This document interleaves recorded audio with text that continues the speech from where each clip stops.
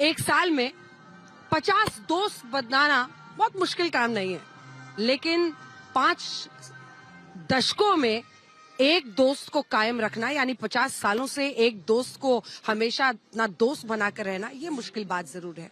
और यहाँ तो 5 दशकों की भी बात नहीं है, लगभग 7 दशक से भारत और रूस के रिश्ते ऐसे रहे हैं कि अनेकों तूफान आए, अनेकों इम्तिहान आए, अनेकों बार इसका टेस्ट लिया गया, लेकिन ये फ्रेंडशिप टेस्ट हमेशा भारत और रूस के रिश्तों में सफल ही रहा। क्योंकि अगर आप देखिए तो इन दोनों देशों में सिर्फ बात ऐसी नहीं है कि कूटनीतिक फायदे के लिए देखा जाता है।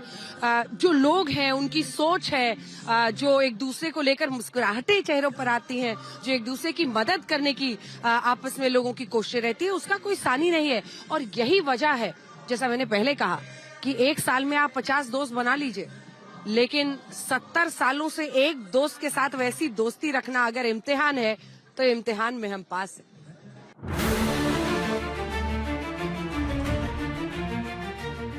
आज राष्ट्रपति पुतिन जिस मुकाम पर हैं, वहां पहुंचना उनके लिए आसान नहीं है। राष्ट्रपति पुतिन का जन्म 6 अक्टूबर 1952 को रशिया के लेनिनग्राद में हुआ था, जिसे आज सेंट पीटर्सबर्ग कहा जाता है। शुरुआती दिनों में राष्ट्रपति पुतिन अपने माता पिता के साथ सेंट पीटर्सबर्ग शहर के शेयर्ड अपार्टमेंट में रहते थे और कहा जाता है कि उनकी कम हाइट की वजह से उन्हें स्कूल में बुली किया जाता था। पढ़ाई के दिनों में जब उन्होंने जासूसी से जुड़ी फिल्में देखी, तब उन्होंने तय किया कि वो सोवियत संघ की खुफिया एजेंसी केजीबी में भर्ती होंगे।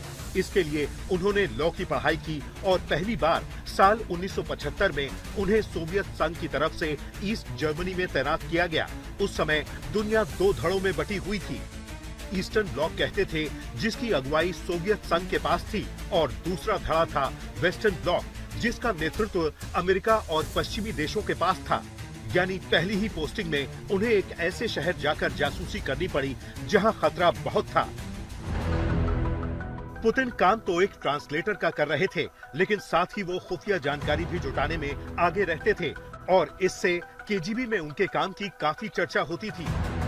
पुतिन ने ईस्ट जर्मनी में सोवियत संघ के लिए कई सालों तक पश्चिमी देशों की जासूसी की, और इस दौरान वो जर्मन भाषा बोलना भी सीख गए। पुतिन अपने इंटरव्यू में कई बार कह चुके हैं कि वो सबके सामने अंग्रेजी में बात करने में असहज महसूस करते हैं, लेकिन जर्मन भाषा बोलने में वो माहिर हैं। साल 1991 में जब सोवियत संघ का विघटन हुआ, तब पुतिन इससे बहुत खफा थे।